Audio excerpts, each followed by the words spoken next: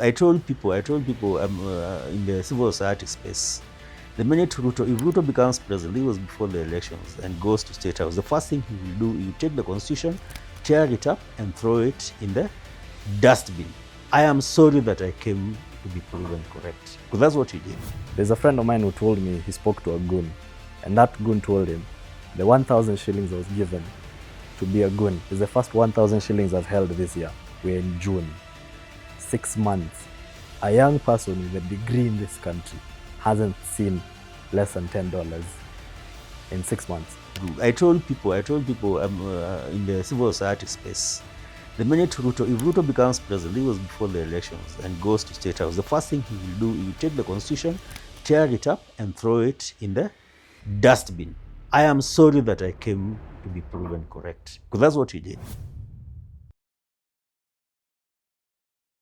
We had a question from the audience.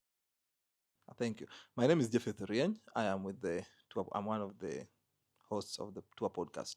I have two questions, and the first question is on Nangila highlighted it, but I will just repeat it because I didn't get a response. Lewis said that Kenyans are not corrupt. We are not thieves. And also Mutimi has reiterated that point. There's just a clique of people that have this, right? But now people like Sudi. And my question is, where do these people come from? How are they built? And I want to bring the point home by leaning into your point. Before this recording, you said that, before this conversation, you said that we need to look at colonialism and what colonialism has done to us. And also Lewis said people like Casmuel have been groomed and now they're being imposed on us. So one of the things we want to do with the podcast is to help Kenyans to think and identify patterns from the past and how these leaders are coming here. Ruto did not drop from heaven and we voted for him. We have seen what he has done. We have seen what people like Kalonzo have been doing. We know the kind of politics Kenyans know. And you've clearly said that we know in our community who the leaders are. And also Lewis said Kenyans know who the leaders are, and that's how they've approached Maraga. So if we know who the good leaders are, what happens when we go to voting that we forget and we don't want to look at the leaders that we know are good leaders and we vote for this kind of people? What happens there?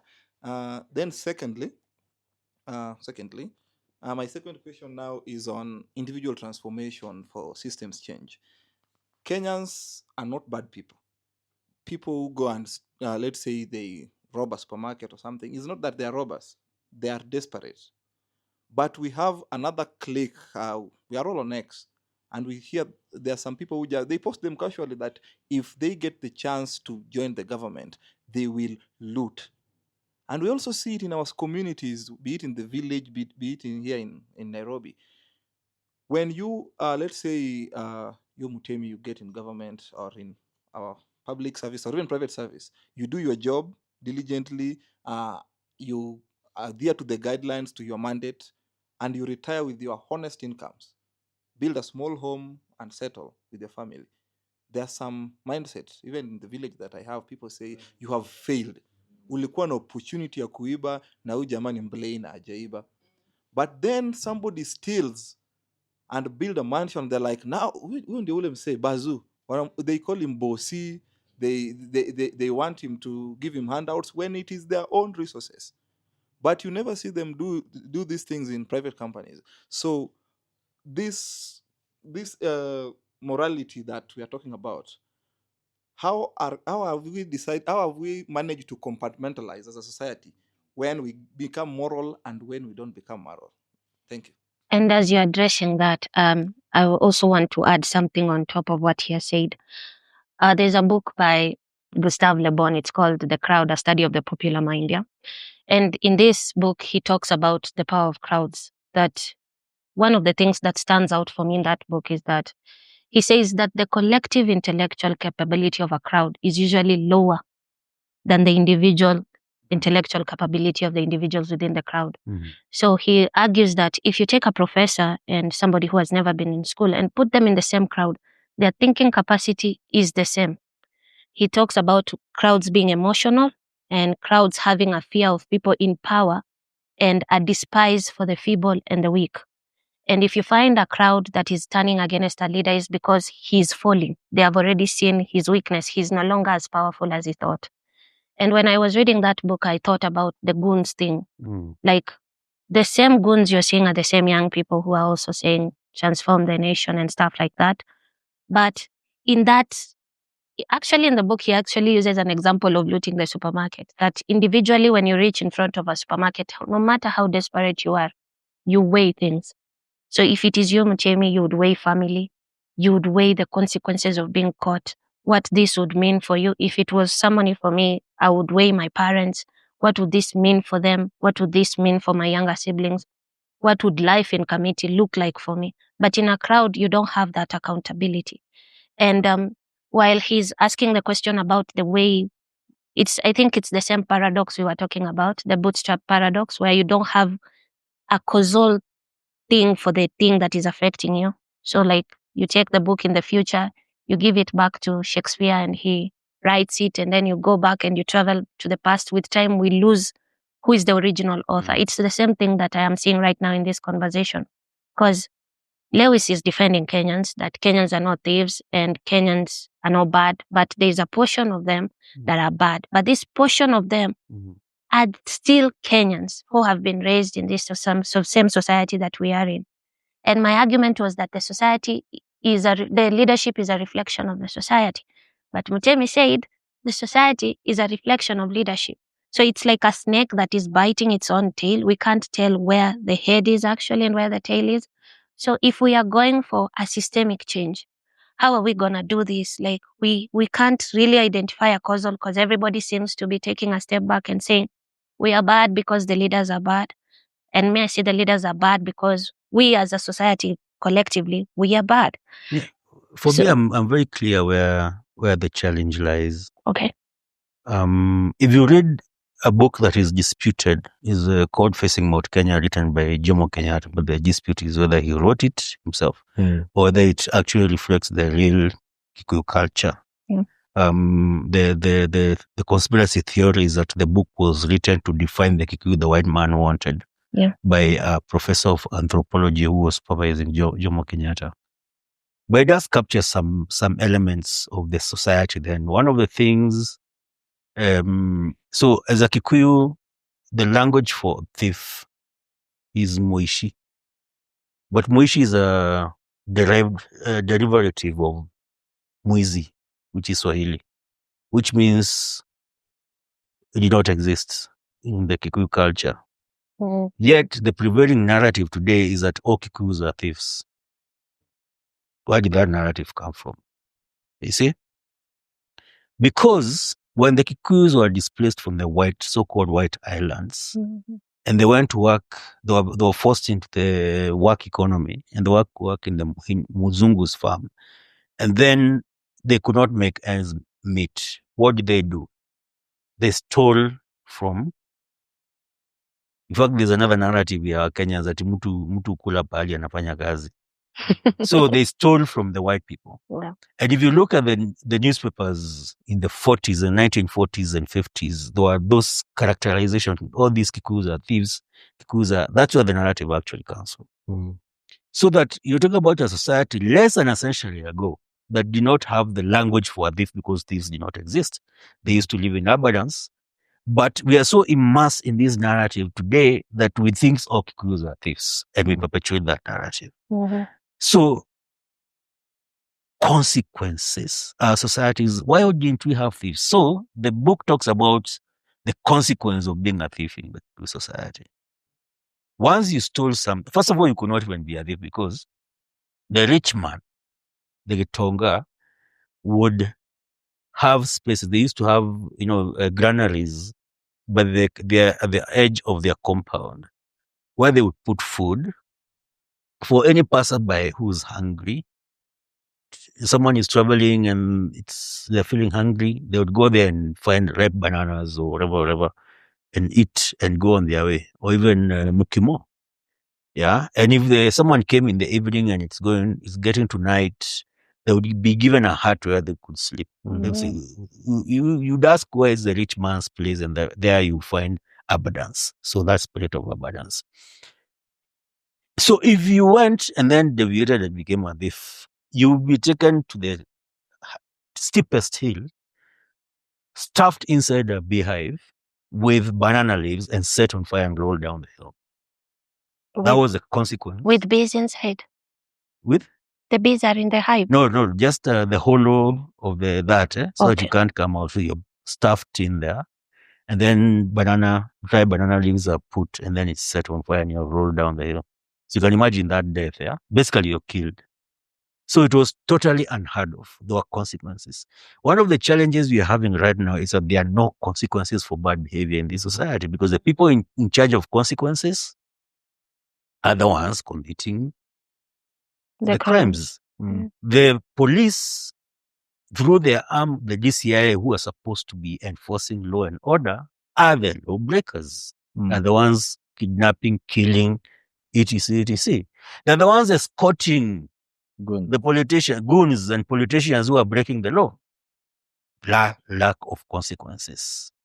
For society to be orderly, there have to be consequences, and the rules are stipulated. And that's why I think Lewis keeps going back to the Constitution.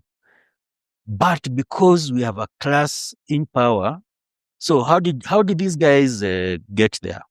It's very systemic, and that's why I was pushing back when you said you're immersed in a space where things are cyclic. No, it is systemic. It is planned like that. The education system that we have was supposed to produce certain cadres, supervisors, managers to work where? In the Mzungu businesses, the limited company that is Kenya, the Imperial British East African Company.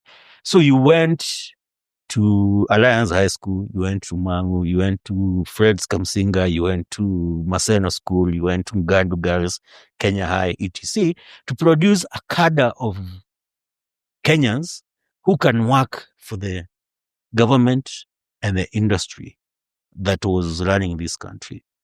And then once you join those cadres, depending on how you perform in Alliance, what is performing at Alliance is being the best at regurgitating whatever you are taught. Then you become number one. You conform, then you become a prefect. Then you're hired by the Standard Chartered and Barclays Bank and whatever, the British Empire Company or the Safaricoms. Okay? Yeah. Because you've shown you don't question, you don't think, you conform. That is the system.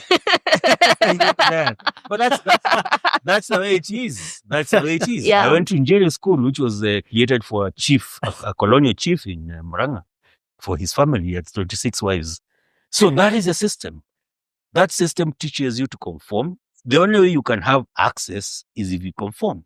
If you deviate, then, we had a system that from primary school, if you question your teachers, you would end up in a reform school. What was a reform school? It was a prison for kids. You guys had reform schools? They're still there even now. They're still there. For those kids who are deviant, who do not conform, because the school system is supposed to beat you into obedience and non-thinking. And you look shocked. I'm shocked because I didn't conform, and all they did is give me suspensions and beat me up year after year. That's the thing. I mean, that's part of making you.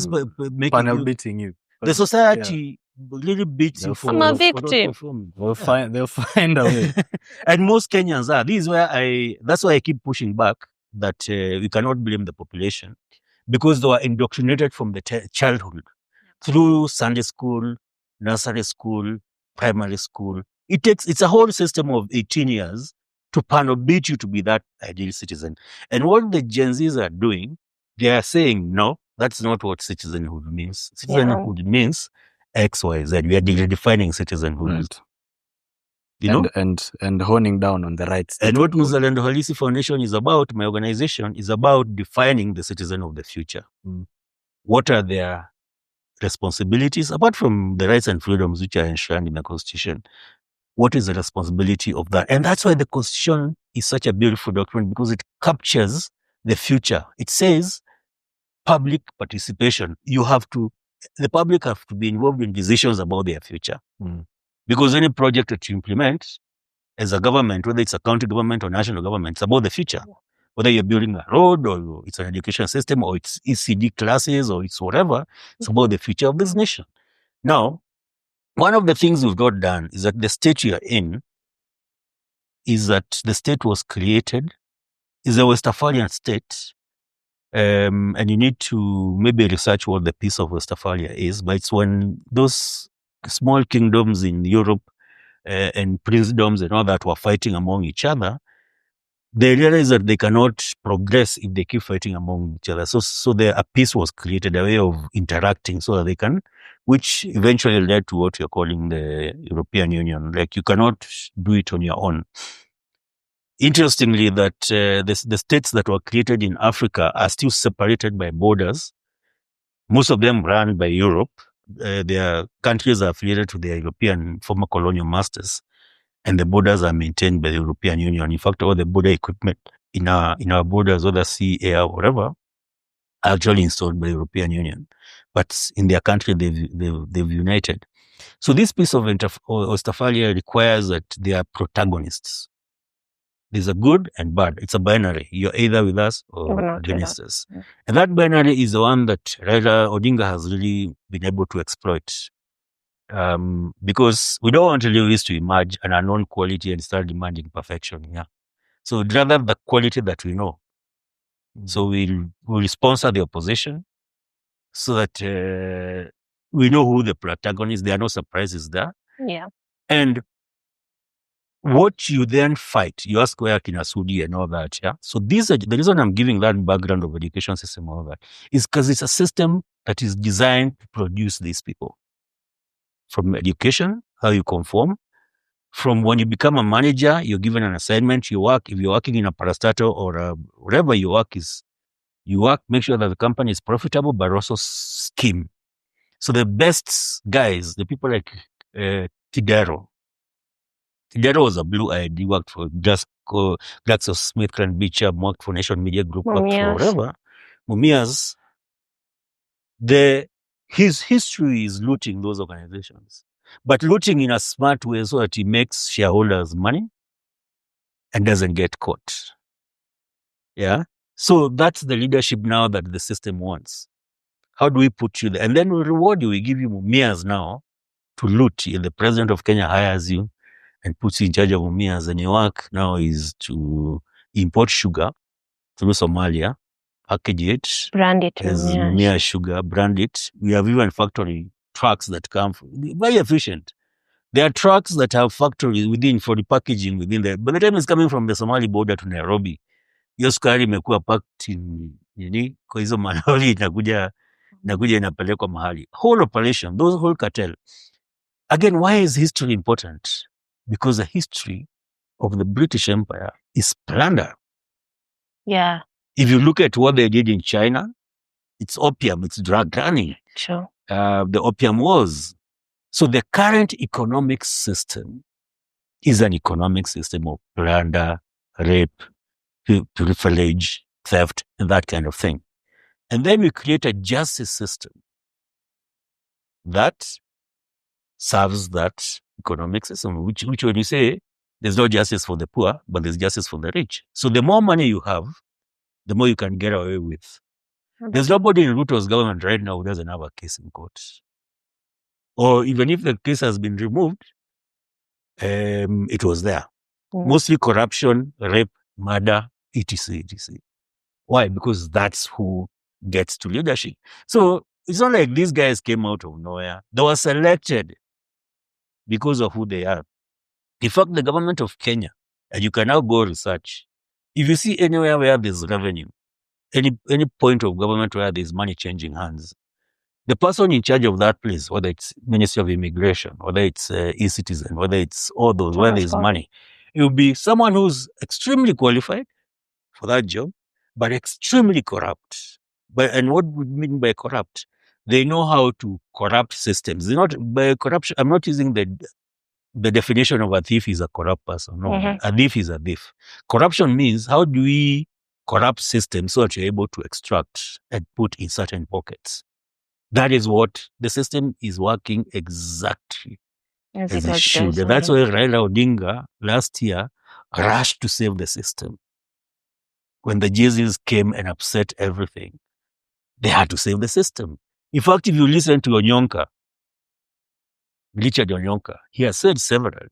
They met and they decided that the system cannot be allowed to collapse. Opposition and or other, they all met, the deep state, and they decided they are. So Raila was instructed, go and save this guy. What most people don't know is that at that point, the Maandamano of 2013 ended when the handshake happened then between Ruto and Raila. And these guys did a deal, which was blown up by Apenya last year. The Adani deal was Raila Odinga's deal. It was not Ruto's deal. That was reward to Raila for saving Ruto's government in 2013, not 2014, 2013. So when Gen Zs came on 25th and, and they want to destroy everything, Raila saw his businesses going out of there. There were 4 deals. There was the airport, there was the SHA, there was some incinerator somewhere, and there were hospitals that were planned, and there was the power generation, KenGen. And then there are hospitals. Actually, the SHA is predicated on building 2 4,000-bed hospitals so that those Kenyans who go to India for treatment are bringing India to Kenya. Actually, that's why even the person in charge of SHA is the investor who was going to bring in Indians to do those hospitals. The reason why the medical interns or the doctor interns, these are medical officer interns. Their remuneration was being reduced, was very deliberate for economic reasons, for extraction reasons. It was to make sure that these guys, you reduce the salaries of doctors so that when you build that 4,000-bed hospital, you can acquire doctors on the cheap. Oh, labor. Again, we are going back to 400 years of exploitation of Africans for labor. Whether it's wage slavery, whether it's slavery going to the cotton fields and the sugarcane fields, is the same game. Is the same. And the day we understand that, then we start now asking what next? How can we get ourselves out of that? And that's, I think, the reason we're having these conversations. Yeah. I think I've spoken so much. No, it was so interesting. Lewis, you have anything you want to add? The question on if Kenyans are not corrupt, where do these people, someone mentioned Oscar Sudi, come from? And like I mentioned earlier, the quote unquote political leadership in our country does not emerge, it's imposed. So, for instance, if I have a bias towards people that smoke cigarettes, very likely if I onboard 20 people, anyone that doesn't smoke cigarettes has left the room within 2 years, right? Or they've started smoking cigarettes, right? So when we have a system that has a leadership that is imposed on us, over and above, it becomes a replication of the original system. The only time we had a break from the status quo, quote unquote, was between 2003 and 2007. And these people ganged up again together. And, obviously Kibaki lost the elections in 2007. And that's the only point we usually point in our history where things worked. Something interesting about that, sorry to interrupt, is that Kibaki did not want to run in 2007. The system insisted he had to run, and they actually created a party for PNU for him. So who is the system? We keep saying the system insisted. Who is the system? I interrupted you a lot, then I'll respond to that. Continue, Lewis. Yeah, so I lost my train. You're at Kibaki. You at Kibaki, lost 207. So when we point out to a point in history where our country truly worked for the people, we've got a 5-year term, 2003 to 2007, then everything went back to chaos, right? So that was the only time where somebody who was not mentored directly by Moi and the Kenyattas, that was the only deviation from that mold. And we can see it worked. So then we are able to see as Kenyans that the system, the constitutional implementation, if we have somebody at the top who's got positive political goodwill, then everything trickles down politely. So if we don't, then if we consistently need our leaders to present themselves, as opposed to the same way Mutemi was saying, if you have a chama, the person who should be the treasurer, typically doesn't volunteer. Someone volunteers them. Someone is like, you be the treasurer because we know you. But when it comes to leaders, we say, tunangoja wajitokeze, tuone nani tutachagua. Exactly. So that's why, for me and a few other people, we went to look for Maraga wherever he was. We told him, look, we're volunteering you as president. And we're hoping that a lot more people will come, but that's not why we're here today. Then the other thing Mutemi mentioned is a good value of a good leader is mentorship. Our bad leaders have good mentorship skills. Mentorship skills. Raila Odinga has got very many surrogates. William Ruto the same. And they're still presenting more and more. And when you step out, they've got massive resources to back you. So for instance, I'd look at Caswell as a collapse of society and himself, right? Nobody knows where Caswell lives. Nobody knows what he eats. Nobody cared until Raila did. For us, when someone steps forward and they receive resources, we start saying it's commercial activism. And what's the problem? What's the problem if somebody stood for something right and they made it? We teach the generations that come forward that, yes, you can do it. You can stand for something right. And your life is better. And we will reward you. But in our country, if you're a good person, God forbid you make money. God forbid Illuminati. you make. But in the other side, if you step forward, now Caswell I'm hearing is being lined up to replace Senator Karen Nyamu, who's replacing Senator Oroba. So Caswell will become a senator. Now, when you think about economically, that's a win.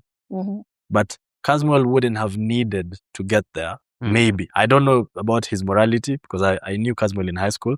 That's a long time ago. But I imagine he wouldn't have needed to get there if we had systems to support the people that step forward. I give an example of Hanifa. The other day, people are finding out that Hanifa has been jobless since last year. Why is Hanifa jobless right now?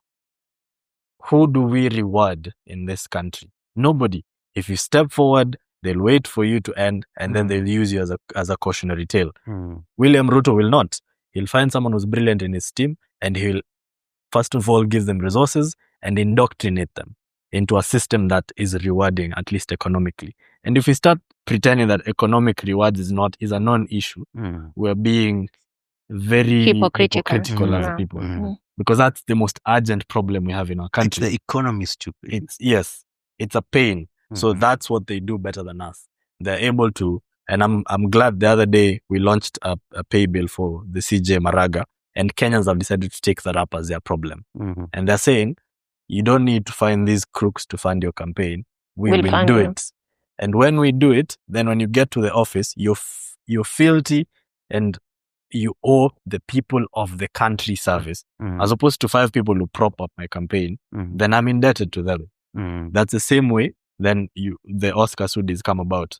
Because they played ball to somebody who rewarded their loyalty. But as Kenyans, when someone stands up, we start saying, this person is getting paid, and what? So the other thing, why don't Kenyans go for the leaders that we very clearly can spot? I would say, for as long as you're uncomfortable, the human biology with a pregnancy, that child will come when they're ready. And I think Kenya's pregnancy is here. The water has broken and the baby must come out. The baby must come out. So we've had a very painful pregnancy for 60 years as a country. But I think the midwife, who I'll call the young generation, has arrived and the water has broken. And I think instead of, like, I love the way Mutemi says, we need to refer to the past so that we know where we are and where we're going. The past mistakes we've made over and over and over. I think we've got a generation that is able to collate that and say, these are our failure points as a country. This is how we fix it. And I'm expecting 2027 to be severely different as an elective period. And I'm hoping young people around the country, if you can step forward, please step forward.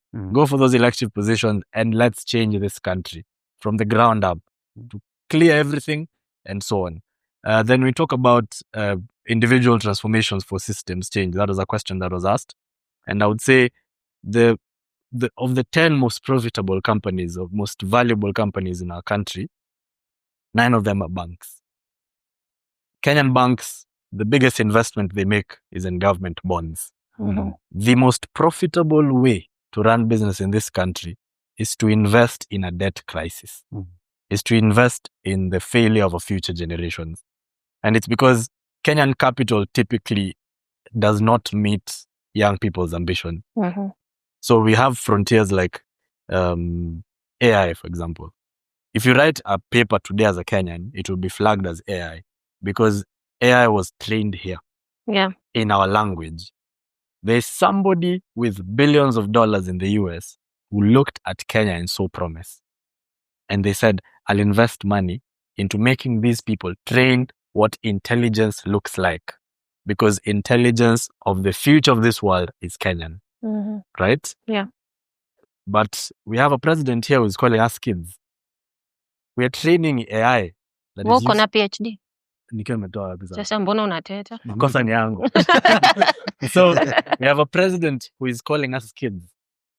A generation that's defining how language is used across the world is not competent enough to give an opinion to our Kenyan president. And the money we have in our country is used. Kilimani is being turned into pipeline. High rises that nobody is living in. That's the limitation of our investment. And there's a document we worked on with Mutemi earlier in the year at Arusha, where we're proposing that government needs to invest government money into the ambition of young people. Because if you have a startup that needs $50,000, we don't have that money. But we're able to apportion that money properly. So we need a country that prepares for future. So in our country, if the best way to be profitable is to invest in the failure of our future, why would you not do it? Number 2, the second way for you to be profitable in this country as an individual is to be a politician. So then, why would we then not find the most extractive people? Because you see, if the most profitable way in our country was to be a business person, more people would invest more time and energy into becoming business people. And we would have, so in the US, the most ruthless people are businessmen because that's where you make the most money. In Kenya, the most ruthless people are politicians. In the UK, some of the calmest, most polite people are politicians because that's not the most profitable industry that they have. But in most of Europe, actually. So if we get our most aggressive, most senseless people to focus on business, then we'll get very aggressive businesses in this country. But as long as politics becomes the most profitable business you can do, then of course we'll continue having politicians that are rogue. The other question was, why are people, in a crowd, we've got lower intellect and... no, actually that one was not a question. It was a sentiment. And I wanted you to discuss about that because I can see your passion for the whole young people movement. I don't want to call it Gen Z movement because it's beyond that. Like, how do we ensure, you have pointed out Kasmuel's case, and that will be a case, I've seen Hanifa, the way there is usually a split in the timeline. There are people who are pro Hanifa and people who don't like her. There are people who utterly hate her for being able to pull off things that they know they cannot pull off. So sometimes I tend to look at the interactions on the X space and I see the way young people respond to issues. At times it comes from a point of, I don't want to use the word inferiority complex. You see, they say that if somebody or if something in somebody pisses you off immediately, you need to reflect inwards because most of the time it's a reflection of something that is wrong with you. But because you can't deal with yourself, you project it on another person. So how do we work with this movement to ensure that we are just not having like collective energy, but collective transformation? Because I feel like we are so many.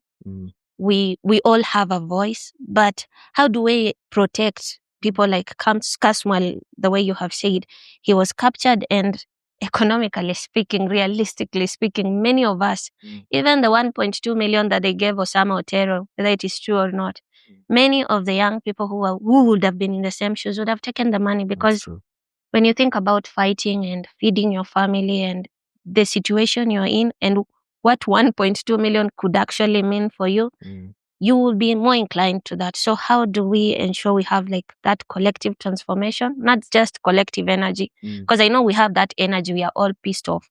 But do we really all want transformation, or are we just looking for a way that would work for us and not just reforming the whole system? Mutemi talked about a lack of consequences in our country, right?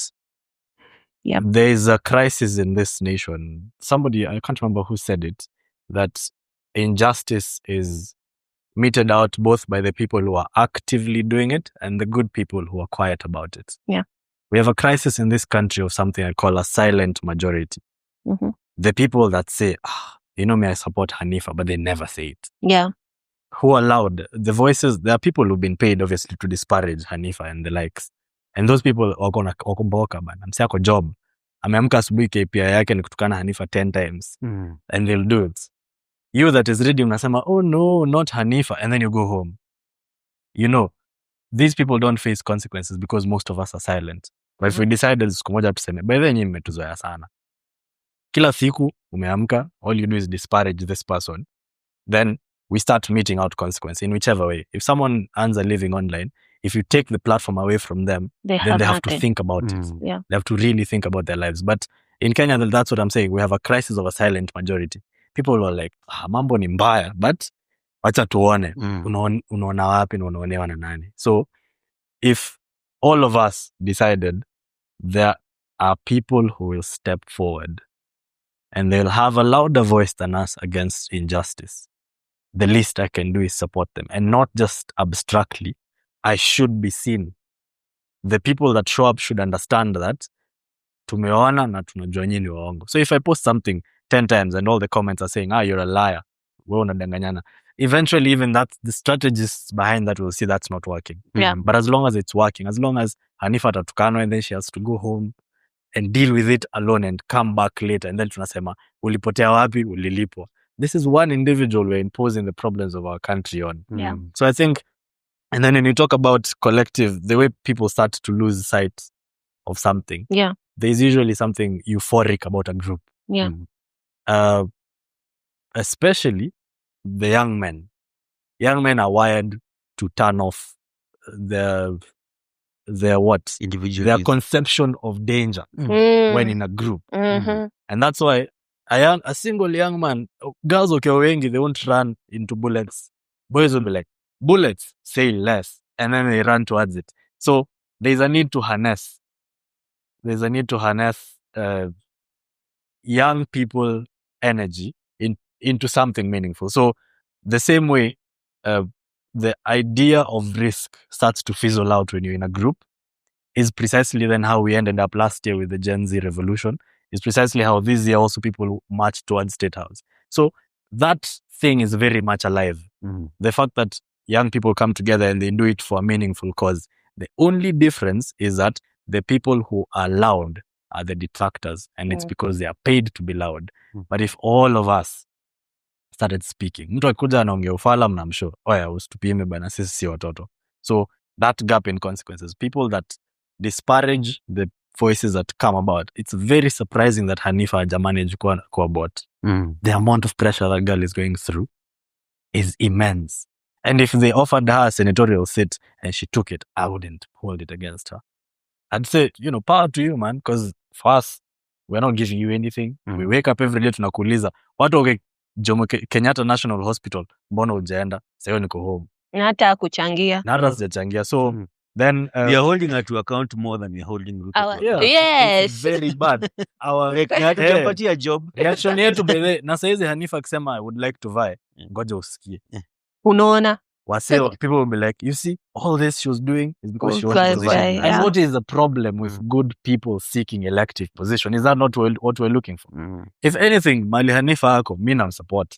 Adaiku, hata nitamtafuta, nimwambia vie, because we have a leadership crisis in our country, and we need people that we have seen doing something. And not only that, we need to understand that they will face immense pressure and pushback from the government. And it will pay people to insult her every day. But we must be louder and stronger than them. If I can say something on the crowd, yeah? The book you quoted. So you asked who is this system? Mm. The system is placated on the book called The Crowd by Gustave Le Bon. The It color. defines The the crowd. crowd. The book I said. It defines how these guys came to realize that you cannot control a mass of people without propaganda. Yeah. And especially a mass of people who are self-aware and they know their rights without grouping them together so they lose their mind. So then you can control the crowd mind. That's what led to the emergence of now charismatic leaders. The person who harnessed it properly is a guy called Edward Bernays in the 1920s. And the person who applied it practically was Joseph Goebbels and Adolf Hitler. Yeah. Okay? Yeah. That's what informed. So who's the system? The system is not a group of people seated somewhere in a dark room, smoking cigars and all that. As you said, I think you referred to it when you said, once something has been mainstreamed, there are people who will be doing it repetitively without even conscious thought. That's also part of the crowd. So the systems is the church, they are called pillars of support within a society. The academia, the military, the school system, the the parliament, all those. In fact, people you do not even think are part of the system are the system. If you go to the association of head teachers, that's part of the system because they do give a certain rule book. There are certain rules that they use for you to belong to that group, to be part of that in group. Religious institutions, all those are part of the system. It's not what you say, some guys pulling strings somewhere. There are some people who are pulling strings. Mostly they'll be captains of industry, owners of capital.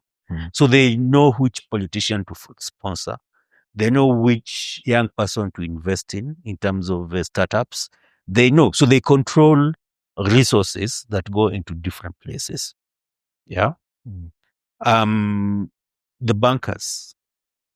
In fact, in the US, if you look at the most radical organizing in the West, is actually against the bankers because they control. Once you control money, you control everything. The education system, what you get or what you don't get, it depends on the money that is allocated to that education system. Right now, they are defunding education because of the threat the Gen Z have become. So they're trying to reverse, to put the genie back in the bottle. Unfortunately, the tools they've created, the TikToks and all that, tools of capitalism, are the ones of education. They are the ones now part of education. That's where my 14-year-old daughter is. She's self-educating and they're organizing chamas with her friends, not just dancing on TikTok. They're actually doing serious stuff. Yeah. So putting that genie back, I think is harder than actually embracing it and seeing how that then can benefit. So one of the challenges and one of the things I like to challenge us too is, so the Americans talk about the American dream. And I think most Americans can define it and visualize it. Yeah. And taste it and smell it.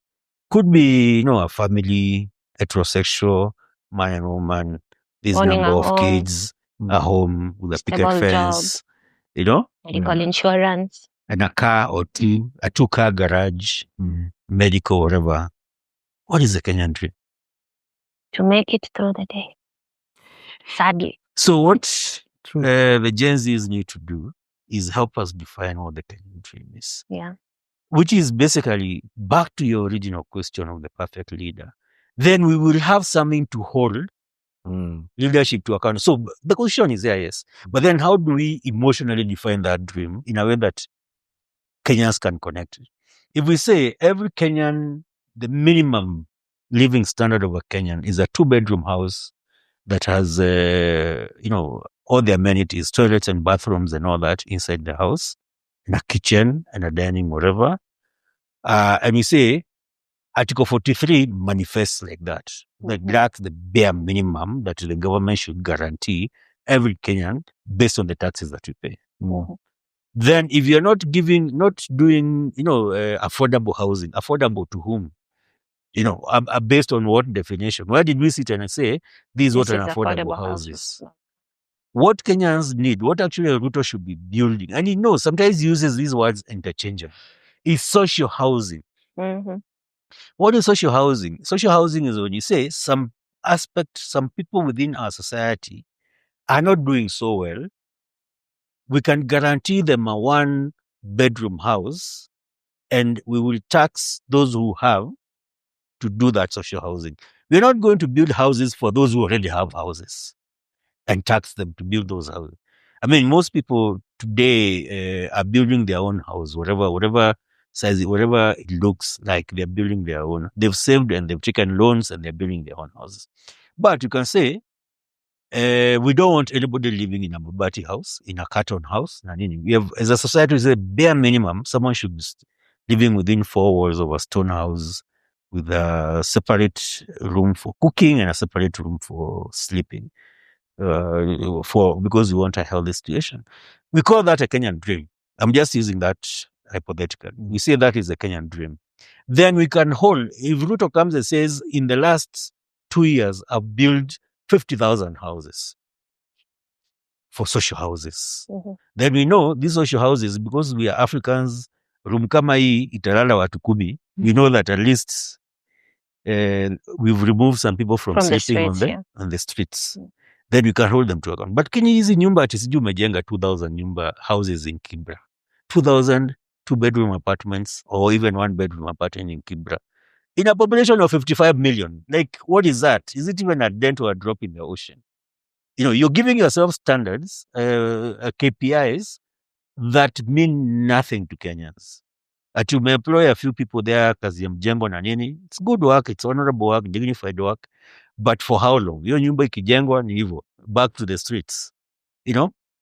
And actually, this generation is not even asking for jobs. They're asking for you to create an enabling environment where they can create jobs for themselves. That is the work of government, is to create an enabling environment, not to take from their pockets. So consequences, Kenyan dream. If we can define a Kenyan dream. And then, for me, I call myself the chief evangelist and high priest of a religion called Utu. Yeah. Utu.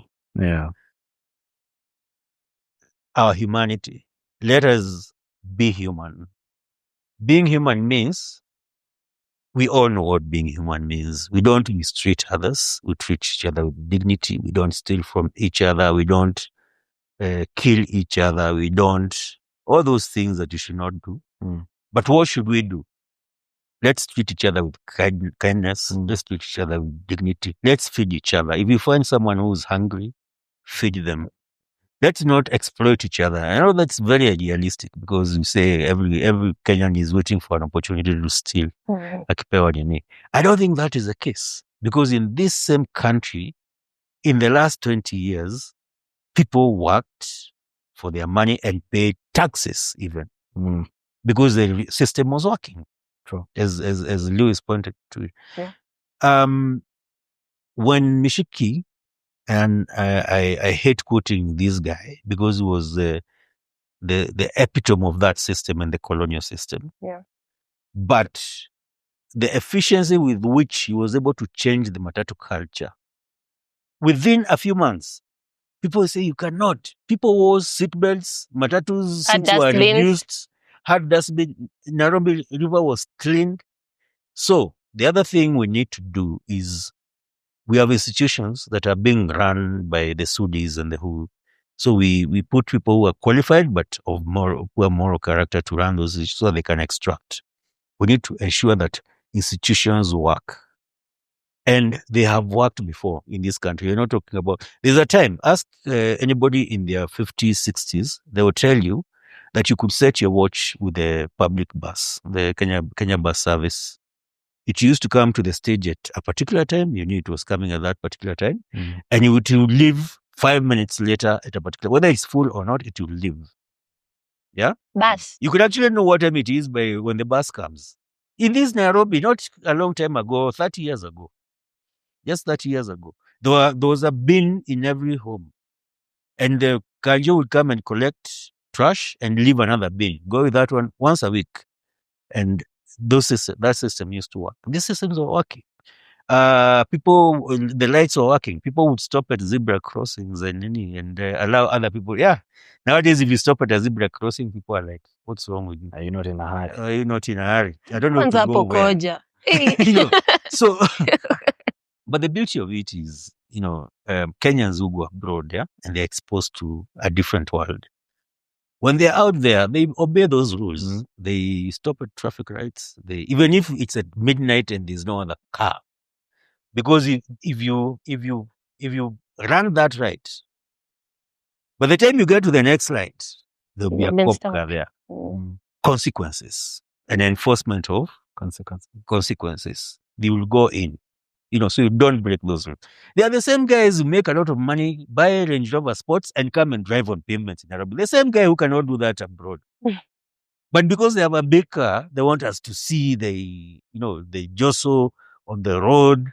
They hoot at us. They use lights. In fact, part of the capitalists, the psychology of capitalism is that the big cars now have lights that are permanently on. You're on, okay?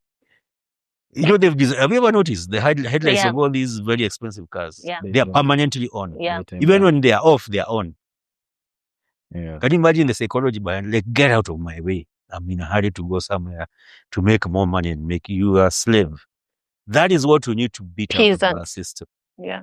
But that's what we are being taught to aspire to. To be, yeah. How do we interrupt that? Like when I now have my own Range Rover, I can splash people with water on the road, and I've arrived. But then when you arrive, like we are seeing with Ruto, you have all the money and all the power, but you still have low self-esteem because it's not money. Self-esteem has to come from inside. And that's why he thinks the more land I accumulate, the more women I sleep with, the more they'll love me. But they are not loving him. And he's like, remember Uhuru? Because you're morally bankrupt. And you're trying to fill that bankruptcy with money and things and power and all that. But people do not love you more. Actually, right now, the most hated person in Africa is William Ruto. In the world. If it is love he was looking for, and that should be a lesson to the younger generation. And that there's more, because people know what is right, what is wrong. People need to be guided. So The Crowd is a book that they've used for propaganda. It's the one that involves our advertising.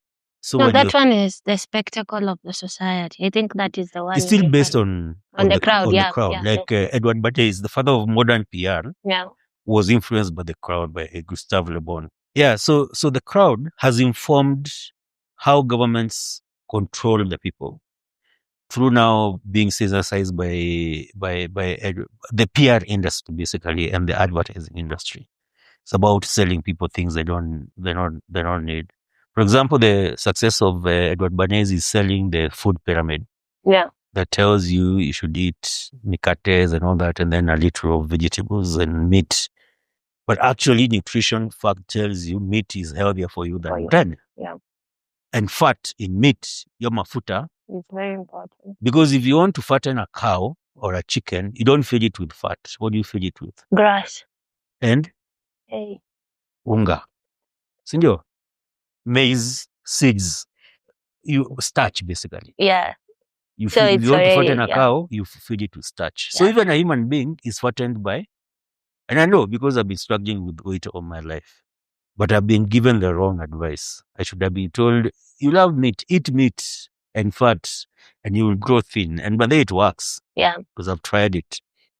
So that is the PR industry that sells you things you don't need, including governments and politicians that you don't need. Why? Because they serve that system of extraction. So you ask, question of what is extraction? Kenyan resources, Kenyan minerals, Kenyan labor, or African labor and African minerals are powering the world. So the system that benefits from that is the system you're asking, what is the system? And it is global. Right now, even China has joined that system. Okay? Yeah. The railways and the roads that have been built in Kenya, the infrastructure that China has built in Kenya, are not out of the goodness of their hearts. It is going to where the resources are, where the minerals are. The SGR is not an Uhuru Ruto project. It's a Chinese project to Goma in DRC. Because they cannot build it on the other side where the Americans are in the Atlantic. And the same way the British came in 1900 and built a railway to extract is the same way the Chinese are building the railway system and the road and bridge to extract and take to China. And our politicians are just the facilitators of that process. And they benefit, of course, in the process. That is a system. As we go to the parting shot, I know that since we are the system and we are part of the system, whether we like it or not, we are also the solution to the system. And the way you have said politicians are facilitating that, I know we're supposed to close, but just a few comments from each of you on that. Like, is it because of the society they have grown up in? Because I personally can't wrap my mind around it. I look at Pan Paper in Webuye, Mumias, and I think of what they could have been today, what that would have meant for many lawyers who are soldiers in Nairobi, because most of those soldiers were people who lost their jobs when those industries failed. So how is it that a politician would opt to raise taxes for materials that are within the country so that they can import cheap sugar, package it with the same brand as the company that is supposed to run for the benefit of themselves, even though they know at the end of the day it will kill the country's economy, and they still have businesses within this same country? Is it from a belief that they will never be affected by the actions that they do, or is it the option that they have of leaving the country? Or are people just inherently wicked and they have none, and they don't really care? Because I tend to wonder if the whole system was working, like if companies were there, we can't say countries like US are not corrupt. They have corruptions within their systems. But how have they managed to make systems work so much that we tend to overlook corruption as an issue in their countries? But ours is so bold and it is so shouty. So could you actually talk to that and also give us your parting shot? Like, where we are right now? Are we on the right path as young people? Is there something you think we can do better? And anything else you would want to add as we close? I think if we decide to answer your question, we'll spend another 30 minutes. So let's hold that for the next discussion. Okay. My parting shot is young people of Kenya got a chance 2027 to make things right. We get to decide how this country looks moving forward, and we're the architects of our future. Let's not waste it. Thank you. So my parting shot is that a lot of people have been trying to join the system to change the system. You cannot change the system from within. That is, it's called what? It's an oxymoron. If you want to change, you build an alternative that renders the existing obsolete. That's how Elon Musk brought in Tesla, and he disrupted the fossil fuel in industry powered cars. Now, everything Elon Musk did existed. The electric car, he did not invent the electric car or the battery or what. He made the battery more efficient. But these guys, there was no cost to their continuing to build fossil fuel powered cars because they were making money off it. So they did not see the need. They developed the technology, but they did not see the need to implement that technology. So even the solutions to what you're looking for, as you said, you're part of the system, are within us. Yeah. Are we advocating for us to go back to the traditional way of life? No. But what can we bring in from the traditional way of life, the way we used to run society then, that we can implement now? Part of it is the criteria for selecting leadership, criteria for the same way you scrutinize your house help when you're hiring mostly their girls. The same way we need to scrutinize whoever it is that you're electing or entrusting with national resources. So let's get involved. Let's become active citizens. And the redemption of this country is at hand from the Gen Zs and the Gen Z. It can never get better than that.